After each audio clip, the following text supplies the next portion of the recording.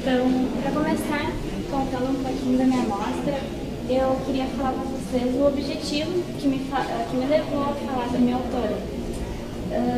Desde o início, quando me foi dada a diretriz do concurso, que era para falar de autores e jornalistas de destaque da nossa região, da nossa entidade, eu sempre tive por objetivo destacar um autor que ou o público não conhecesse, ou que o público conhecesse, mas não conhecesse a verdadeira história, o outro lado desse autor.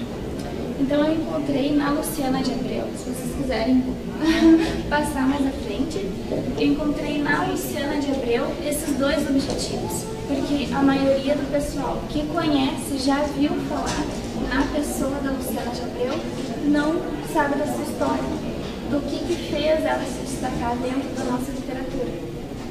Então, contando um pouquinho o início da história dela, a Luciana de Abreu, ela foi largada na Santa Casa, uma imagem na época, no século XVIII, na Roda dos Expostos, que naquela época era muito comum as crianças serem largadas na Roda dos Expostos por inúmeras questões, ou casamentos desarranjados, ou filhos que não eram planejados. Naquela época não tínhamos o costume, né? Não era de boa índole uma moça de família ter um filho antes do casamento.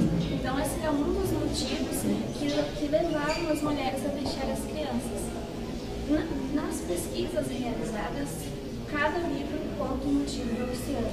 Um dos que eu achei, que até está aqui no livro Benedito Saldanha, o único, aliás, livro que conta um pouco da história dela, é que ela foi largada por ela ter nascido com a pele um pouco mais escura, um pouco mais amorenada.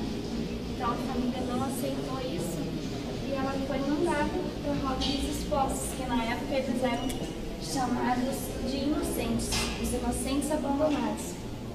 A pessoa chegava na Santa Casa, que era esse corredor aqui, tocava uma sineta, que sempre havia uma freira ou alguém de plantão ali. Ao tocar a sineta, eles giravam e encaixavam a criança ali dentro. Depois, novamente, tocavam a sineta de novo e giravam para dentro. Foi assim que começou um pouco da história da Luciana. A Luciana, ela foi adotada por um casal, uma família que deu todo o amor e carinho, condição, que ela não se sentisse como uma criança adotada, ela realmente se sentia da família.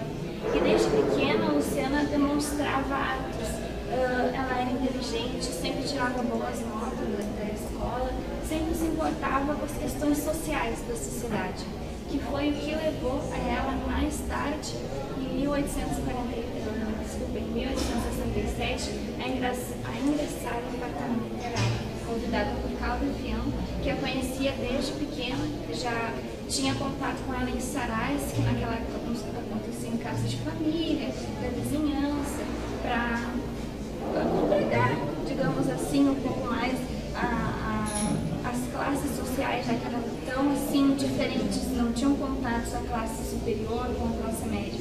Então, nesses sarais era usado para uma forma de união, digamos assim. E ao ingressar no departamento literário, ela foi convidada a dizer o seu sentimento de estar entrando, de estar conhecendo um mundo novo.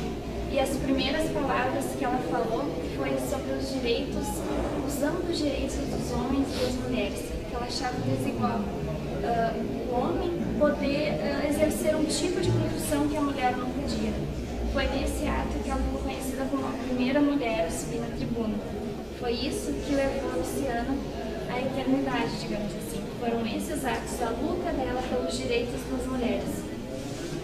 Com base nisso, aqui está esse está um dos discursos que ela fez. O primeiro discurso que ela fez na tribuna foi do terceiro aniversário do departamento literário, o sarau de terceiro aniversário, que ela expôs essa ideia. E ao longo desses anos, dentro do Partenon, ela publicava artigos, eles chamavam de preleções. Os discursos que ela fazia, uma semana depois, eles passavam para a revista mensal do Partenon com o nome de preleções. Então, são poucos dados nas pesquisas que eu fiz. Eu procurei no Museu Júlio de Castilhos, que é o que diz aqui no livro, conseguiria ter o material dela. Ao chegar lá, até tá aqui a imagem, eu nem pude entrar porque eles não permitem tirar foto lá de dentro, a menos que seja com autorização ou inscrição da escola. E lá, infelizmente, a única coisa que eu consegui foi esse livro que eu já estava usando como pesquisa. Das preleções dela foi perdido nas várias trocas de sede que o Partenon Literário teve. Inclusive agora ele estava localizado no Instituto Cultural Português, em Porto Alegre, no bairro Azen. Eu fui lá e o senhor me disse que eles já haviam se mudado há 3 meses, mas que não sabia a localização ainda porque eles ainda estavam procurando uma sede. Foi aí que eu perdi o contato com o Partenon Literário e até com o Benedito Saldanha, que escreveu o livro e que hoje é sócio do Partenon Literário. Infelizmente eu não consegui ter a presença dele, mas como a Luciana, né, o trabalho dela todo, a vida inteira dela foi sobre as mulheres, eu peguei algumas mulheres de destaque da nossa sociedade. Até recentemente saiu uma reportagem sobre as prendas adultas. O nosso estado já teve que sair uma edição, dessa edição de maio, o que o prendado ajudou na vida profissional delas. Também a Cristina Ranzolin, na entrevista que eu fiz com ela, eu perguntei se ao ingressar nessa carreira, na carreira dela, ela teve alguma dificuldade, teve algum obstáculo por ela ser mulher e querer ser jornalista. E a única coisa que ela respondeu foi que não, ela teve todo o apoio, inclusive hoje na RBS TV, 80% dos funcionários são mulheres. Eu entrevistei também a Mari Terezinha, a primeira mulher do Teixeirinha. Eu perguntei como é que foi naquela época uma mulher gaiteira, ela é considerada pioneira da gaita, se ela teve também algum tipo de preconceito. E ela respondeu que o maior preconceito foi por parte do Teixeirinha, que ele não aceitava, ele achava que ela estaria apagando o brilho dele. E não aceitava, era estranho para ele uma mulher no grupo e ainda se destacar por tocar gaita. Até por fazer os shows, as apresentações, uma mulher sozinha naquela época se apresentava. Então isso foi o que levou, segundo ela, a questão da separação dele também. Aqui foi a reportagem, que foi onde eu consegui a entrevista com a Mary, que ela estaria na fábrica celulose lá de Guaíba, fazendo uma apresentação. E aí foi através dessa reportagem que eu consegui a entrevista com ela. Aqui visita o Museu Júlio de Castilhos, que infelizmente, né, a única coisa que eu consegui foi o livro que já estava usando como pesquisa e as demais reportagens. Então a Luciana, ela entrou para a eternidade. Hoje em Porto Alegre temos ruas, uma rua com o nome dela, uma escola também, Escola Municipal Luciana de Abreu.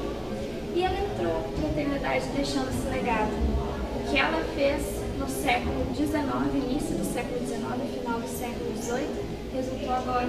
Hoje nós temos uma mulher presidente do Brasil. Hoje nós temos mulheres advogadas, que naquela época era impossível. Uma mulher advogada nem tinha faculdade de advocacia, naquela época era só destinada aos homens. As mulheres ficavam em casa, cuidando da família. Então, com certeza, a Luciana de Abreu contribuiu não só na literatura, mas na questão social das mulheres.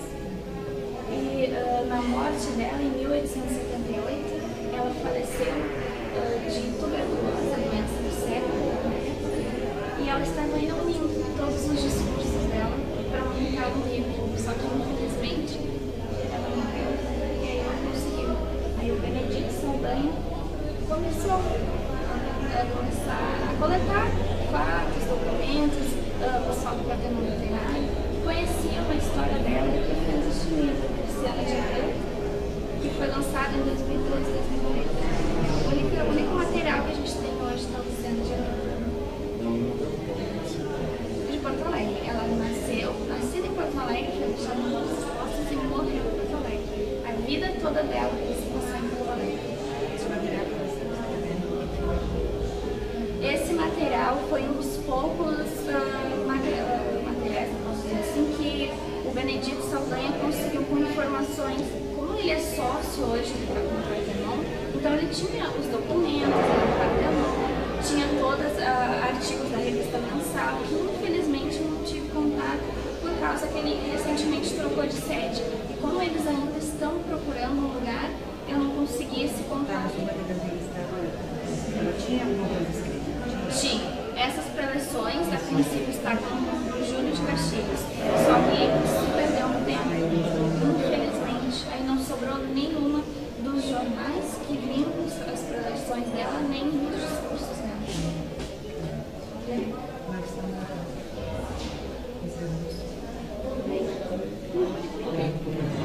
Eu que agradeço. Eu queria deixar uma lembrança para vocês. Depois do som final, a gente vai. Oi, senhor. Então tá bom. Eu passei. Certo? Tá bom.